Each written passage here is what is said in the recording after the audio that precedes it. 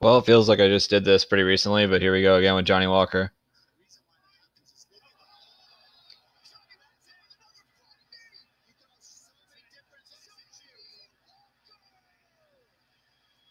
So we get the huge flying knee.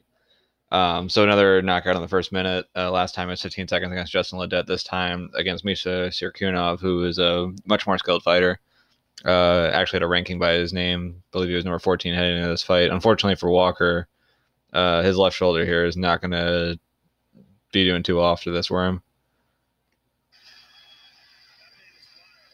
And now he's feeling the pain.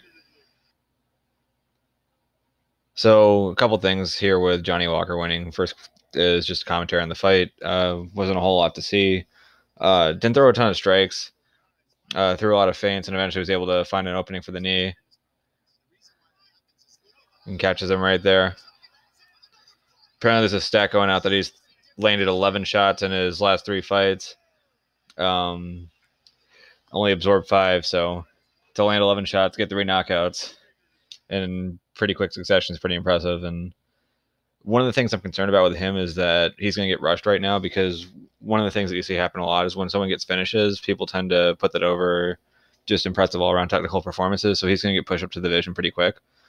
Now this was a fight, and I mentioned it when I was doing the betting picks, where it's like I didn't want to touch this one because to me Cirkunov is a much more skilled fighter, but Walker is just so explosive, and Cirkunov's chin hasn't held up that much, and this was a perfect example of Walker just getting him within 36 seconds and putting him away.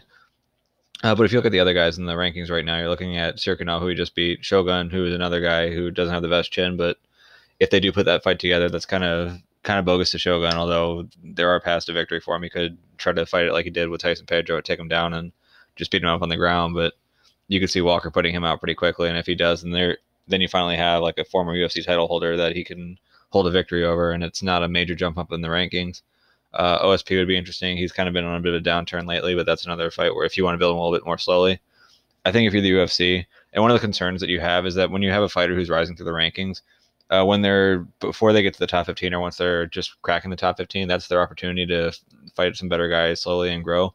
But once you crack into like the top 5 and top 10, you're going to have to lose a lot until you get another chance to fight some of those guys who are ranked like 10 and under.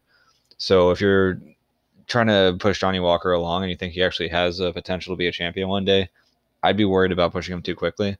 So to me, I think you want to be going somewhere within this 10 to 15 range. So that would be Shogun, OSP, Glover, and Jimmy Manuel. Jimmy Manuel would be the guys who are left. If you want to test him against a grappler among this group, both Glover and Shogun could be pretty good in that realm. OSP is a guy who I think he can beat and would be another good win for him that would just kind of push him along slowly. So I think there's a real opportunity there. Manuel is also similar to that. Manuel is a little bit more dangerous, hits a lot harder. Very good boxer. But if I'm the UFC right now, I'm aiming for a guy like an OSP or I guess you could go with Glover too, depending on what they're thinking about doing with him. But I would not be pushing him to the top of the line. There was some talk after the fight where maybe he jumps up to a title shot after this. I think that's way too quick, especially after beating the number 14 guy. Give him some time to improve. But speaking of give him time, one of the other things that was interesting to me, now we haven't actually had an MRI yet. He just got out of the octagon. But he did say that he dislocated his shoulder, if that's the correct diagnosis. Just on a quick search of how long it takes to recover from a dislocated shoulder, what I got here, and this is from NHS UK, so this is from National Health Services out in Britain. It says that after you dislocate your shoulder, you can stop wearing a sling after a few days, but it takes 12 to 16 weeks to completely recover. So that's in the 3 to 4 month range for him to completely recover. So if we're talking about a fighter here, assuming that you want him to completely recover, then get in a training camp and then fight, this could potentially put him out for 5 to 6 months.